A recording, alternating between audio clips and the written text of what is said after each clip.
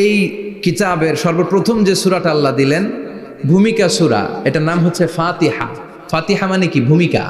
এই সূরাটা দিয়ে আল্লাহ এই কোরআনটাকে খুললেন। পুরো কোরআনে যা আছে এই ফাতিহার 7 আয়াতের ভেতরে তা আছে। আবার এই 7 আয়াতের ব্যাখ্যা শুরু করে দিলে 30 পারা কোরআন হয়ে যায়। কোন সুবহানাল্লাহ। আবার আল্লাহ এটার নাম বিশ্বনবী নাম দিলেন সূরাতুশ শিফা, শিফার সূরা। অসুস্থ ব্যক্তিকে সূরাতুল ফাতিহা পড়ে ফু দিলে সুস্থ করে দেয় কে? বুখারীর বর্ণনায় বিশ্বনবীর কিছু সাহাবারা মরুভূমিতে সফর করছিলেন। এক লোক অসুস্থ ছিল, কেউ কোনো জাদু মন্ত্র পড়ে ফু দিয়ে তাকে সুস্থ করতে পারছিল না। সাহাবারা বলল আমরা পারবো। সবাই বলল তোমরা বেদুইন, পারবা কেমনে? যাও মিয়া।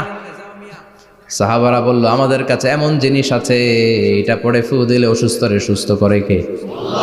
সবাই বলে তাইলে আসো সুস্থ করো। সাহাবারা বলে তাহলে আমাদেরকে খাসি দিবা 100টা, এক পাল ছাগল দিবা। কতিফু গানাম। বিশ্বনবীর এক সাহাবী ওই সাপে দংশন করা লোকটার পাশে বসে সূরাতুল ফাতিহা পড়ে ফু দিতে দেরি মুহূর্তের মধ্যে অসুস্থ ব্যক্তিটারে সুস্থ করে দেয় কে?